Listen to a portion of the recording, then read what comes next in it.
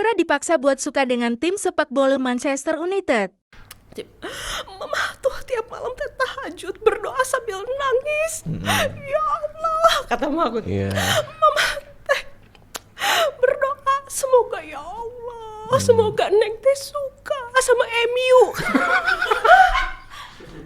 Setengah 3 subuh Radit, di antara deep talk kita dia nangis. Masalahnya ya Allah, Mama bukan itu doang, tapi dia doanya. Semoga doa malamnya itu loh. Suka sama MU. Dia nangis beneran di depan aku. Kenapa? Kenapa dia bilang kayak gitu? shock gitu, kenapa? Ya, Neng namanya mah rumah tangga ya, Neng. Mama juga dulu belajar mencintai apa yang Bapak cintai. Bapak juga belajar mencintai apa yang Mama cintai. Neng juga nggak apa-apa atuh, Neng, kalau Neng suka MU. Mama teh bilang sama Bapak katanya, Bapak kumaha ieu